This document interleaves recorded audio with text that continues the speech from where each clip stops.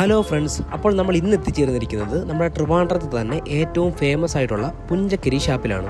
ഞാൻ ഈ ഒരു ഷാപ്പിനെ കുറിച്ചുള്ള ഒരുപാട് വീഡിയോസ് കണ്ടിട്ടുണ്ട്. അന്ന് മുതലേ എൻ്റെ ഒരു ആഗ്രഹമായിരുന്നു ഇവിടെ വന്ന് ഇവിടുത്തെ ഫുഡ് ഐറ്റംസ് ഒക്കെ ഒന്ന് ട്രൈ ചെയ്ത് നോക്കണമെന്നുള്ളത്. സത്യം പറഞ്ഞാൽ പല വ്ളോഗേഴ്സിൻ്റെയും വീഡിയോ കണ്ടിട്ട് പോയിട്ടുണ്ടെങ്കിലും നമുക്കൊരു ബാഡ് എക്സ്പീരിയൻസ് ആണ് മിക്ക സ്ഥലത്തും ഉണ്ടായിട്ടുള്ളത്. പക്ഷേ ഇവിടെ നേരെ തിരിച്ചായിരുന്നു.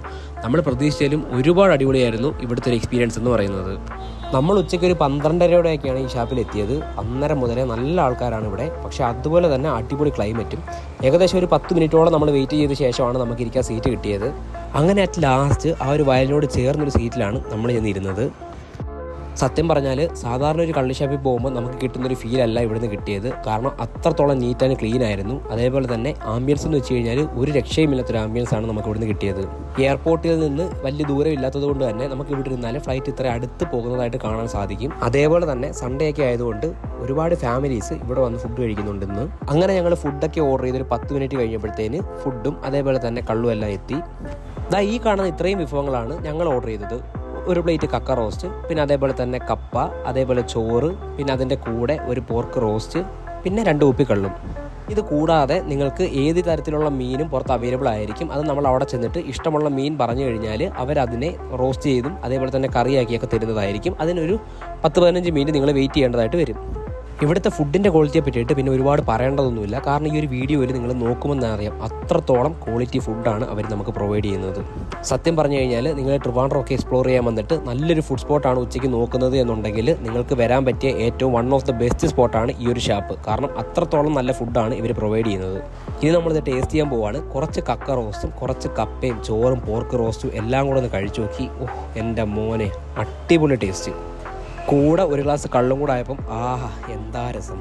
സത്യം പറഞ്ഞാൽ ഈ ഒരു ആലപ്പുഴ കുട്ടനാട് ഏരിയകളിൽ നമുക്ക് കിട്ടുന്ന ആ ഒരു സെയിം ആംബിയൻസ് നമുക്ക് ഇവിടുന്ന് ഏറെക്കുറെ കിട്ടും. ചോറിനും കപ്പയ്ക്ക് ശേഷം ഞാനാണെങ്കിൽ പൊറോട്ടയും കൂടെ പറഞ്ഞു. നല്ല അടിപൊളി മുരിഞ്ഞ പൊറോട്ട, അതിനും നല്ല അടിപൊളി ടേസ്റ്റ് ആയിരുന്നു. അങ്ങനെ ഇരിക്കെ ആ ഒരു വെയിലൊക്കെ മാറിയിട്ട് നല്ല മഴ പെയ്തു തുടങ്ങി. നല്ല അടിപൊളി ക്ലൈമറ്റ് വീണ്ടും. ഇന്നെന്തായാലും നല്ല ലക്ക് ഉണ്ടായതുകൊണ്ടാണ് എനിക്കിവിടെ വരാൻ പറ്റിയത്. കാരണം എന്ന് വെച്ച് കഴിഞ്ഞാൽ 2 ക്ലൈമറ്റും എനിക്കിവിടെ എക്സ്പ്ലോർ ചെയ്യാൻ പറ്റി. ഏകദേശം ഒരു 1.5 മണിക്കൂർ നമ്മൾ ഈ ഫുഡൊക്കെ കഴിച്ച് ഈ ഒരു ആംബിയൻസ് ഒക്കെ കണ്ട് മഴയത്ത് ഇവിടെ സ്പെൻഡ് ചെയ്തു. അതിനുശേഷം മഴ പതുക്കെ മാറി തുടങ്ങി. മഴ മാറി തുടങ്ങിയപ്പോഴത്തേനും ഏകദേശം ഫുഡ് കഴിച്ചതിൻ്റെ ബില്ല് നമുക്കിവിടെ ടേബിളിൽ തന്നെ കൊണ്ടുവരും. നമ്മളിവിടെ വെച്ചാണ് പേ ചെയ്യേണ്ടത്. നമുക്ക് 822 രൂപയാണ് ആയത്. കാരണം അതിനുള്ള നമ്മൾ കഴിച്ചിട്ടുണ്ട്. അതിനുശേഷം ഒരു 3 മണിയോടെ നമ്മൾ അവിടെ നിന്ന് ഇറങ്ങി. എന്നിട്ട് അതിൻ്റെ വലത് സൈഡിലായിട്ടൊരു റോഡുണ്ട്. അതും ഇതുപോലെ തന്നെ വളരെ മനോഹരമായിട്ട് നല്ലൊരു നാട്ടും പ്രദേശമാണ് ഈ പുഞ്ചക്കരി എന്ന് പറയുന്നത്. അപ്പോൾ അവിടെ നിന്ന് ചേട്ടനോട് ചോദിച്ചപ്പോഴാണ് അവർ പറയുന്നത് ഇവിടെ ഒരുപാട് സിനിമ ഷൂട്ടിങ്ങും ഒക്കെ നടന്ന സ്ഥലമാണ്. നിങ്ങൾക്ക് മുന്നോട്ട് പോയി കഴിഞ്ഞാൽ നമ്മുടെ കിരീടം ഷൂട്ട് ചെയ്ത സ്ഥലമൊക്കെ അവിടെ ഉണ്ട്. അപ്പോൾ അതൊക്കെ പോയി കാണാമെന്ന് പറഞ്ഞു. ഏകദേശം ഒരു 3:30-4 മണിയൊക്കെ ആയപ്പോഴത്തേനും ആ മഴയൊക്കെ മാറിയിട്ട് വീണ്ടും നല്ല വെയിലും വന്ന് തുടങ്ങി. നമ്മൾ മുന്നോട്ട് പോകുമ്പോൾ ലെഫ്റ്റ് സൈഡിൽ കാണാം നല്ല ജമന്തി പൂവൊക്കെ നട്ടു വെച്ചിട്ടുണ്ട്. അതേപോലെ തന്നെ റൈറ്റ് സൈഡിൽ കനാലാണ് ഈ പോകുന്നത്. നല്ല വെയിലുണ്ടെങ്കിലും നല്ല അടിപൊളി ക്ലൈമറ്റാണ്. വലിയ ചൂടൊന്നുമില്ല. കാരണം ഇത്രയും മരങ്ങളും ഒക്കെ നിൽക്കുന്നതുകൊണ്ടായിരിക്കും വലിയ ചൂടൊന്നും ഇവിടെ അനുഭവപ്പെടുന്നില്ല. പക്ഷേ കാണാനാണെന്നുണ്ടെങ്കിൽ നല്ല അടിപൊളി സ്പോട്ടാണ്. ഈ സിറ്റിയിലൊക്കെ താമസിച്ച് നല്ല നാടൻ വൈബൊക്കെ ഇഷ്ടപ്പെടുന്നവരാണെന്നുണ്ടെങ്കിൽ തീർച്ചയായിട്ടും നിങ്ങൾക്ക് ഇവിടെ ഇഷ്ടപ്പെടും. കാരണം എന്ന് വെച്ച് കഴിഞ്ഞാൽ അത്രത്തോളം പീസ്ഫുള്ളാണ്. നല്ല അടിപൊളി ക്ലൈമറ്റാണ് ഇവിടെ ഉള്ളത്. ഇപ്പോൾ ഒരു 1 ഡേ ഒക്കെ ഒന്ന് എൻജോയ് ചെയ്യാൻ വരുന്നവർക്കാണെന്നുണ്ടെങ്കിൽ തീർച്ചയായിട്ടും നിങ്ങൾക്ക് വിസിറ്റ് ചെയ്യാൻ പറ്റിയ ഒരു സ്ഥലമാണ് ഈ ഒരു പുഞ്ചക്കരി എന്ന് പറയുന്നത്. ഷാപ്പിൽ നല്ല ഫുഡും കഴിച്ചിട്ട് നിങ്ങൾക്കൊരു ഈവനിങ് ഒക്കെ ഇവിടെ ഇറങ്ങി നടന്ന് എക്സ്പ്ലോർ ചെയ്യാൻ പറ്റും.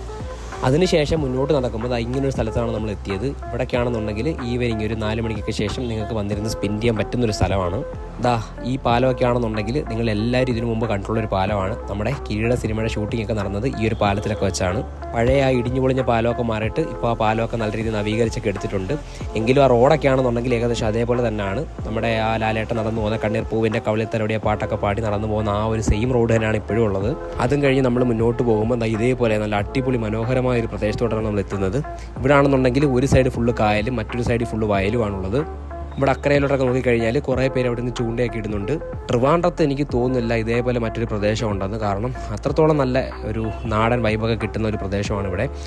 നമുക്ക് വേണമെങ്കിൽ ഒരു 1 ഡേ ട്രിപ്പൊക്കെ പ്ലാൻ ചെയ്യുന്നവർക്കാണെന്നുണ്ടെങ്കിൽ ഈസിയായിട്ട് ഇവിടെ ഒരു ദിവസം വന്ന് സ്പെൻഡ് ചെയ്തിട്ട് പോകാനുള്ള എല്ലാം ഇവിടെ തന്നെ ഉണ്ട്. അതിനുശേഷം നമ്മൾ ഇങ്ങോട്ട് വന്നപ്പോഴത്തേന് ഇവിടെ ഒരു ചേട്ടൻ്റെ കടയിൽ നിന്ന് നമ്മൾ നല്ല ലവലോലിക്ക ഉപ്പിലിട്ടതും അതേപോലെ ഒരു നറതണ്ടി സർബത്തുമാണ് ഞാൻ പറഞ്ഞത്. ഈ നിൽക്കുന്ന ചേട്ടനും ഈ ചേച്ചിയും കൂടാണ് ഈ കട നടത്തുന്നത്. എനിക്ക് തോന്നുന്നു 2 പേര് ഈ ഇടയ്ക്കെങ്ങാണ്ടാണ് ഈ ഒരു കട തുടങ്ങിയതെന്ന്. കാരണം ഇപ്പോഴും ഓരോ സാധനങ്ങൾ ഇവിടെ ഇരിക്കുന്നത് ഏതിനൊക്കെ എത്ര വിലയാണെന്നൊന്നും ഇവർക്ക് 2 പേർക്കും ഒരു ധാരണയില്ല. പക്ഷേ ഇവരുടെ രണ്ടുപേരുടെയും പെരുമാറ്റം എന്ന് പറയുന്നത് നല്ല രസമാണ്. നമ്മളോടൊക്കെ കുറേ നേരം കാര്യങ്ങളൊക്കെ ചോദിച്ചു ഇവർ രണ്ടുപേരും. കൊള്ളാം. അത് ഈ എക്സ്പീരിയൻസ് ഇല്ലെങ്കിലും ചേട്ടൻ ഉണ്ടാക്കിയ സർബത്ത് എന്ന് പറയുന്നത് നല്ല അടിപൊളി സർബത്തൊക്കെ ആയിരുന്നു. നമ്മളതൊക്കെ കുടിച്ച ശേഷം ചേച്ചിയായിട്ട് കുറച്ച് നേരം കാര്യമൊക്കെ പറഞ്ഞു. അപ്പോൾ നമ്മൾ വ്ലോഗ് ഇടാനെന്നൊക്കെയാണെന്ന് പറഞ്ഞപ്പം എനിക്ക് നമ്പരൊക്കെ തന്നു, ഈ വീഡിയോ അയച്ചു കൊടുക്കണമെന്നും പറഞ്ഞു. അങ്ങനെ നമ്മൾ അവിടെ നിന്ന് മേടിച്ച നെല്ലിക്ക അച്ചാറൊക്കെ ആയിട്ട് ഞങ്ങൾ പതുക്കെ അവിടെ നിന്ന് തിരിച്ചു. അങ്ങനെ നെല്ലിക്ക അച്ചാറൊക്കെ വാങ്ങിച്ച് തിരിച്ച് നമ്മൾ നമ്മുടെ സ്പോട്ടിലെത്തിയപ്പോഴേക്കും താണ്ടെ ഇവിടെ കുറേ പേര് വന്നിട്ടുണ്ടായിരുന്നു. ഫാമിലിയൊക്കെ ആയാലും അതേപോലെ തന്നെ ഫ്രണ്ട്സ് കറങ്ങാൻ വരുന്നവരായാലും പിന്നെ ഫോട്ടോഷൂട്ടിനൊക്കെ വരുന്നവരായിട്ടായാലും കുറേ പേര് ഇവിടെ വന്നിട്ടുണ്ടായിരുന്നു. അങ്ങനെ ഈ ഒരു ആംബിയൻസിൽ ഒരു 4 മണിയൊക്കെ ആയപ്പോഴത്തേനും നമ്മളിവിടെ നിന്നിട്ട് നമ്മുടെ നെല്ലിക്ക അച്ചാറൊക്കെ ഇങ്ങനെ എടുത്ത് നല്ല അടിപൊളി നെല്ലിക്ക അച്ചാറായിരുന്നു. ആ ഒരു കടയിൽ നിന്ന് ഞാൻ മേടിച്ചതാണ്. അങ്ങനെ വ്ളോഗറാണെന്നൊക്കെ പറഞ്ഞ സ്നേഹത്തിൽ ചേച്ചി ഒരു 8 നെല്ലിക്കയും കൂടെ നമുക്ക് അധികം ഇട്ട് തന്നു. ഈ ഒരു ആംബിയൻസിൽ ഈ ഒരു നെല്ലിക്ക അച്ചാറൊക്കെ കഴിച്ച് ഇങ്ങനെ നിൽക്കാൻ ഒരു വല്ലാത്ത ഫീൽ തന്നെയാണ്. അങ്ങനെ അതൊക്കെ എൻജോയ് ചെയ്ത് നമ്മളൊരു 5-5:30 മണിയായപ്പോഴത്തേനും അവിടെ നിന്ന് തിരിച്ചു. അപ്പോൾ പുതിയൊരു വീഡിയോയുമായി കാണാം. ബൈ.